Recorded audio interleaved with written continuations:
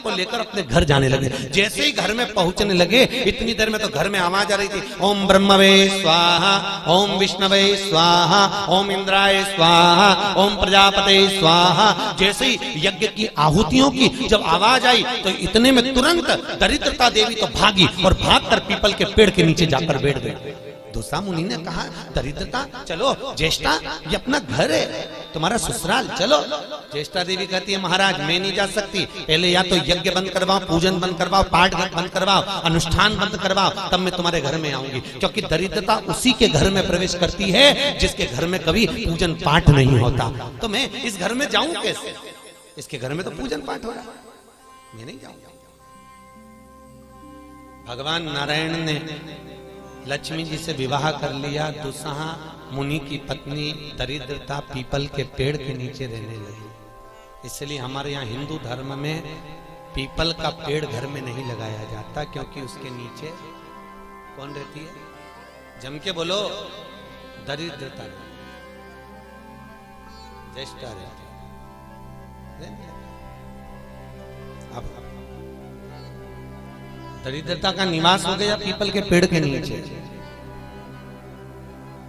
भगवान नारायण लक्ष्मी जी को लेकर घूमने के लिए चले। चलो थोड़ी देर, लक्ष्मी जी बोली मेरी बहन से नहीं मिले, चलो जरा मिलने। भगवान ने कहा चलो मिल के आते हैं। और जो भगवान मिलने के लिए गए तो लक्ष्मी जी उनके लिए मिठाई का डिब्बा ले गए। अपन किसी के यहाँ जाते हैं तो मिठाई लेकर जाते हैं, मिठाई दे गई। और मिठाई ले जाकर जो दिया, दीदी ओ दीदी, दीदी बोली हाँ ले, मैं तेरे लिए क्या लाई हूं, ले। और जो मिठाई का डब्बा दिया, इतने में दरिद्रता ने खोल कर देखा तो उसमें मिठाई थी। दरिद्रता को क्रोध आ गया और दरिद्रता ने कहा, लक्ष्मी तुझे मालूम नहीं कि मुझे प्रिय क्या, मुझे क्या अच्छा लगता है? लक्ष्मी जी ने कहा, मैं जानती हूँ तेरे को खट्टा और तीखा प्रिय है, मैं जानती हूँ तुझे खट्टा अच्छा लगता है, तीखा अच्छा लगता है, तो फिर मिठाई क्यों लाई? तो लक्ष्मी जी बोली, मेरे को लगा कि हो सकता शादी के बाद तू चेंज हो गई हो, बदल गई, इसलिए मैं तेरी मिठाई का डब्बा उठाकर फेंक दिया दरिद्रता। और दरिद्रता ने फेंका। भगवान नारायण देख रहे थे। लक्ष्मी जी ने कहा चलें। भगवान विष्णु के चलो, चलिए। ये दरिद्रता को खट्टा और तीखा प्रिय है और लक्ष्मी को जम के तो बोलो मीठा है। इसलिए हमारे हिंदू धर्म की रीति है, आज भी दुकान के बाहर, घर के बाहर नींबू मिर्ची टांगी जाती है, मिठाई रसगुल्ले नहीं। क्या टांगते हैं? नींबू मिर्ची। और मिठाई कहां रखी जाती है? घर के अंदर। तीखा और खट्टा बाहर और मिठाई अंदर। उसका केवल, कई लोग कहते हैं नींबू मिर्ची इसलिए टांगते हैं नजर नहीं लगे। नजर नहीं, लक्ष्मी और दरिद्रता ये दोनों बहन का नियम है। प्रतिदिन सुबह से लेकर शाम तक ये प्रतिदिन घूमने के लिए निकलती हैं। प्रतिदिन ये इनका काम ही है घूमना, दोनों बहनों का, दरिद्रता और लक्ष्मी का। जब इनको भूख लगती है तो दोनों घर में प्रवेश करना चाहती हैं, और जैसे ही घर में प्रवेश करना चाहती हैं तो जिसके जैसी दोनों चलती हैं तो इतने में दरिद्रता देख लेती है कि मेरा भोजन तो बाहर ही टंगा है, तो दरिद्रता खाकर बाहर की बाहर चली जाती है और लक्ष्मी मिठाई के चक्कर में अंदर प्रवेश कर जाती है। लक्ष्मी लक्ष्मी अंदर प्रवेश कर।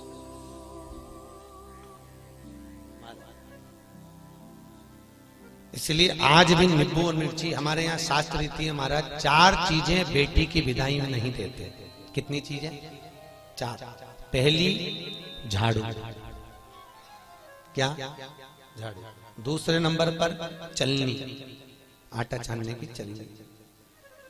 दूसरे नंबर पर चलनी, तीसरे नंबर पर सुई, और चौथे नंबर पर अचार की बरनी।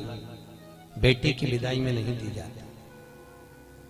अगर ये 4 चीजें बेटी की विदाई में, माँ बाप ऐसे होते हैं कि कुछ सोचते ही नहीं है, मेरी बेटी जा रही है, रख दे अचार रख दे, तो माँ उन भी इतने प्रेम से अचार की बरनी भर भर के रख देती है। उनको समझाओ, जिसके घर में ये 4 चीजें मायके की चली जाती है, सुई, झाड़ू, चलनी और अचार, उसका घर फूटने में देरी नहीं लगती महाराज, याद रखिए। उसके घर में फूट डले, पति पत्नी में फूट डलेगी, सास बहू में फूट डलेगी, भाई भाई में फूट डलेगी, तो लोग कहते हैं अच्छा खासा परिवार था, जब से बहू आई तब से घर में ऐसा उपद्रव मच रहा। उपद्रव क्यों मच रहा है? उसका कारण है क्योंकि तुम उसके घर का अचार खा गए।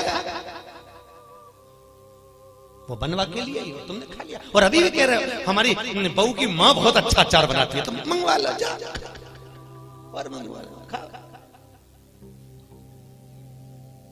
महाराज पहले बेटी की विदाई में भेजते थे बड़ी, पापड़, और पहली विदाई में बेटी के भेजते थे बेटी के साथ में मैदे की पूड़ी, एक डलिया में कपड़े में बांधकर, उसमें ना तो नमक डलता था ना उसमें शक्कर डलती थी। क्यों? क्योंकि वो बेटी के विदाई में मैदे की पूड़ी इसलिए दी जाती थी कि हमने ये पूड़ी एकदम फीकी भेजी है, अब चाहे तुम इसमें नमक डालो चाहे इसमें शक्कर डालो, हमने तो हमारी बेटी को तुम्हें दे दिया, एकदम सीधी मैदे की पूड़ी की तरह भेजी है, अब तुम इसमें चाहे कपट भरो चाहे प्रेम भरो, तुम्हारी मर्जी, ये हमने तो दे दी। कन्यादान करे और हम फिरी, हमें कहीं हमने तो देना था, दे दे। इसलिए बेटी के साथ में मैदे की पूड़ी भेजी जाती है। मैदे की क्या बोलते हैं उसको, खाजा बोलते हैं, बड़े बड़े ले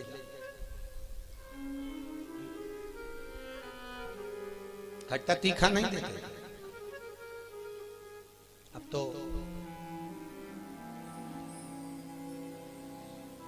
पहले तो ब्राह्मण की थाली में भी खट्टा नहीं परोसा जाता था, और तीखा भी, मिर्ची भी इतनी नहीं डालते थे कि ब्राह्मण की थाली में तीखा। आज के जमाने में तो पंडित लोग ही कह देते लाओ जरा अचार हो तो लिया बनी का,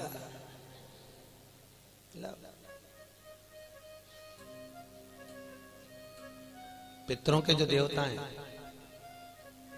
किनके देवता? पितरों के। पितरों के देवताओं का नाम है आर्यमा। क्या नाम है?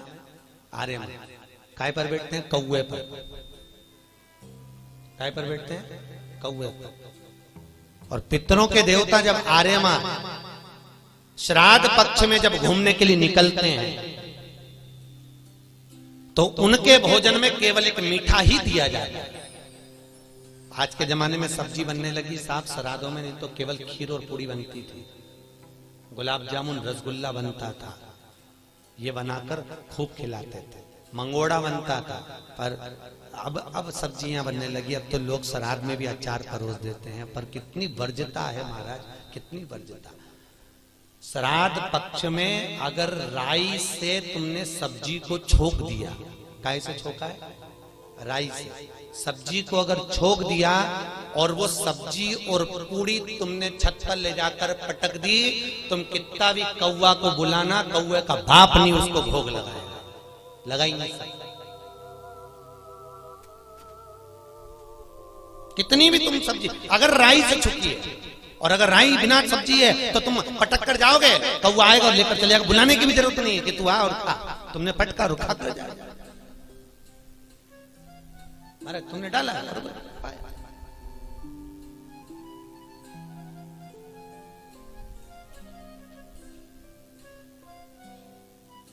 उसको। हमारे यहाँ शास्त्र दरिद्रता को खट्टा और तीखा प्रिय है। इतने में भगवान जाने लगे।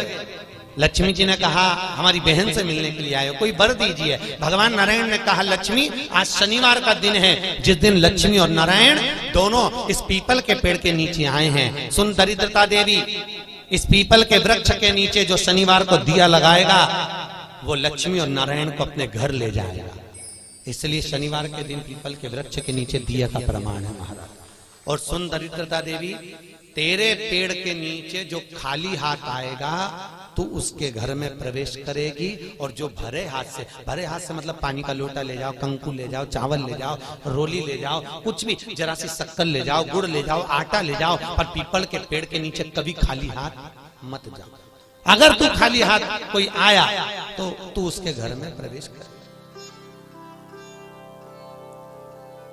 दरिद्रता देवी बोली ये तो तूने अपने अपने मन की बात कर ली लक्ष्मी, मेरा क्या पीपल के वृक्ष के नीचे। इतने में तुरंत भगवान बोले तू बोल तुझे क्या चाहिए।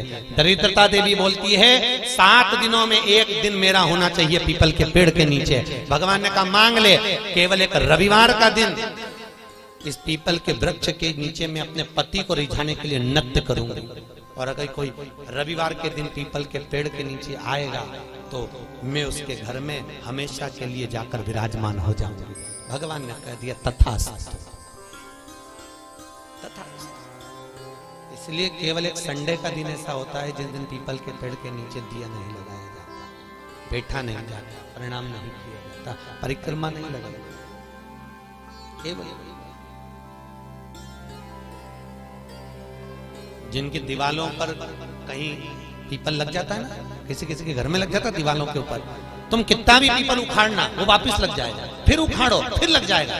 पर पीपल उखाड़ने का भी एक प्रमाण है, अगर पीपल को उखाड़ना है तो केवल एक रविवार के दिन दीवाल के सामने जहां से पीपल उखाड़ना है वहां पर नींबू और 7 मिर्ची रख दीजिए और उसके बाद पीपल को उखाड़ दीजिए और नींबू को वहां पर काट कर छोड़ दीजिए। उसके बाद कभी दीवाल में पीपल लग ही नहीं सकता उस स्थान। अगर एक बार आपने उखाड़ा और उसके बाद नींबू मिर्ची मार दिया, क्योंकि वो खाकर अपना भाग ग्रहण कर कर दरिद्रता चली जाती है, उसके बाद पीपल वहां नहीं लग सकता। लगे दरिद्रता शास्त्र कह रहा है भगवान जितने स्वरूप में विराज रहे हैं, भगवान ब्रह्मा जी कर रहे हैं, ये नारायण का मस्तक का है, इनका चरण का है। भगवान विष्णु बोले ये मेरे भगवान, ये मेरे पिता है। और पिता के मन के बात को जानना, पिता के भाव को जानना, पिता और माता को पहचानना, यह बहुत कठिन बात है साहब। दुनिया का कोई व्यक्ति अपने माँ बाप को नहीं जान सकता। जब तक जिंदा है तब तक लगता है ये मेरे हैं, उसके हैं, ऐसा करा वैसा करा, माँ ने ऐसा करा, बाप ने ऐसा करा, परिवार ने ऐसा करा, कुटुंब। अरे भाई चले गए, उसके बाद में फिर रोते हैं, भोग लगाते हैं। क्या मतलब? जीते जी दंगम दंगा, मरे पीछे पहुंचा दी गंगा।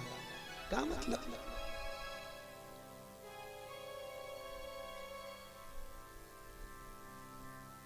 बड़ा बड़ा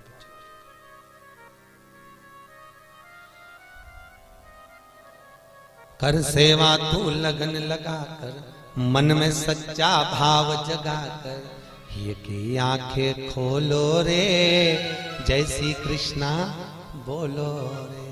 तुम मन लगाकर, चित्त लगाकर, अपने मन की वृत्ति को परमात्मा तक ले जाकर भाव से तुम परमात्मा को रिझाओ तो सही। कई लोग कहते हैं हमारी माँ कपट रखती है, हमारे पिता हमको अपशब्द कहते हैं, हमारी माँ हमारी सास हमको आनत। बोलने दो, उनको बोलने का काम है, बोलो। और याद रखना जितनी जितनी तुम्हारी बुराई होगी तुम उतने उतने स्वस्थ होते चले जाओगे, उतने। आपको पहले कथा कही थी चारधाम मंदिर में, एक राजा बीमार पड़ गया, उसका काया गल गल कर नीचे टपकने लगी, काया का रोग हो गया। राजा ने सारे डॉक्टरों को दिखाया, इलाज नहीं मिला। तब गुरुजी के पास गया, गुरुदेव मेरे को बीमारी हो गई। गुरुजी बोले डॉक्टर को दिखाया, हाँ गुरुजी पर मैं ठीक नहीं हुआ। गुरुजी ने कहा तेरा बड़ा भाई था कहाँ है? तो कि वो तो मर गया। भाभी है? हाँ। कहाँ है? राजभवन में। एक काम करा कर चुपचाप से किसी को मालूम मत पड़ने देना, भाभी के कमरे के बाहर जब भाभी सो जाए तो चटाई डाल के रजाई ओढ़ के सो जा, ठीक हो जाऊंगा। हाँ। अब गुरु तो ऐसे आड़े टेढ़े उपाय बताता है, गुरुओं का तो काम ही। गुरु तो गुरु, बस उनने तो बोलना था बोल दिया।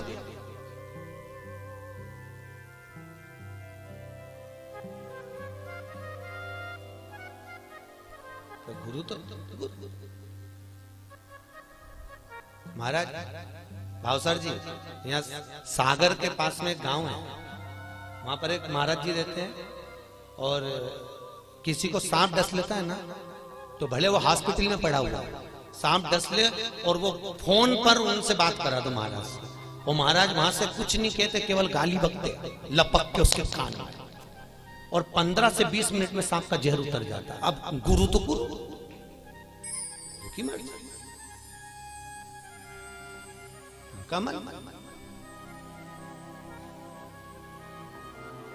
ये यहीं की बात है, तुम्हारे उज्जैन के पास में कौन सा गाँव है बाबा, आगर के आगे एक गांव है कोई सा, वहां बिच्छू का जहर उतारा जाता है। किसी को बिच्छू काटा हो तो उसको ले जाए और ले गए, या कुत्ता काटा हो तो ले जाओ और ले गए। जैसी तो वैसी तुमने बस जाके किया, महाराज इसको कुत्ता काट गया, वो उठ के आएगा, बोलेगा चालेगा कुछ नहीं, और ऐसा देगा धर के गाल पे और कहते जा अड़भंग। गुरु गुरु अड़भंग, ये गुरु का दर्शन कर रहे आप, एक अड़भंग होंगे। हम भले ना मिले हैं पर उनका स्वरूप कह रहा है कि अड़भंग होंगे। जा कर ले, मैं बैठा जा, गुरु है अड़भंग है। सोचता नहीं, गुरु केवल बता देता है जा ऐसा कर ले। वो गुरु गुरु होता है, उसके जीवन में उसने जो भजन करा होता है उसका प्रताप की पुण्यता देता है वो कि तू गुरु जी ने कहा भाभी है, हाँ उसके कमरे के बाहर जाकर चादर डाल के सो जा। गुरु जी उससे ठीक हो जाऊंगा, बिल्कुल हो जाएगा, जा तू सोया। एक नौकरानी ने देख लिया, राजा तो भाभी के कमरे में जाके सोता। बताओ भाई मर गया तो इतना खोला राजा। उसने दूसरी नौकरानी से कहा, दूसरी तीसरी से कहा, तीसरी चौथी से कहा। पूरे नगर में बात हो गई कि राजा इतना कपटी इतना खोला कि भाभी के कमरे में जाके सोता, भाई मर गया। पूरे नगर में बात हो गई, लोग थू करने लगे और राजा का शरीर एकदम बढ़िया चकाचक हो गया, एकदम बढ़िया। राजा नरियल लेके गुरु जी के पास गया, गुरुदेव मैं ठीक हो गया। पर गुरुजी में ठीक हुआ कैसे ये तो बता दो। गुरुजी ने कहा अरे राजा तेरे पाप इतने बढ़ गए थे कि तेरे शरीर से टपक टपक के गिर रहे थे।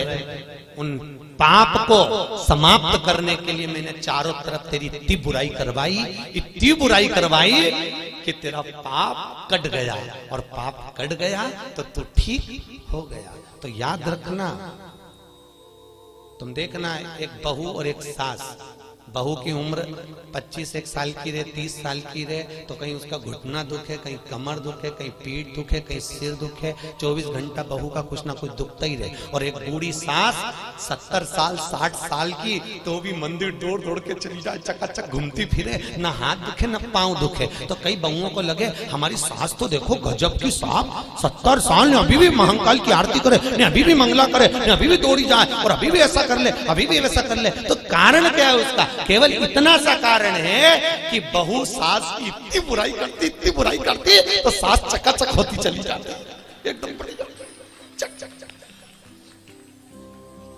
तो निवेदन है आपसे, सास को जल्दी निपटाना है तो बुराई करना बंद कर दो, निपट जाएगा। तुम उसका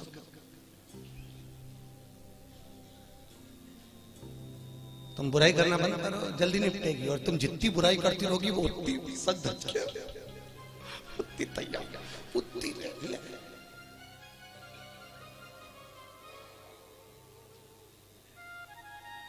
अभी हमारे भावसार परिवार में देख लो, इनकी बड़ी भाभी और एक उनकी बहू, दोनों, अब दोनों सजी पर डोकरी ओल्ड इज गोल्ड।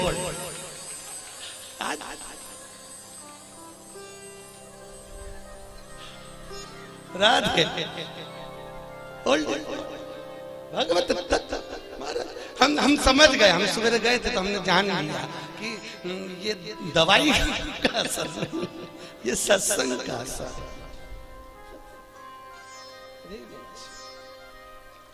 जो दिया है कब अब होन दो बुराई।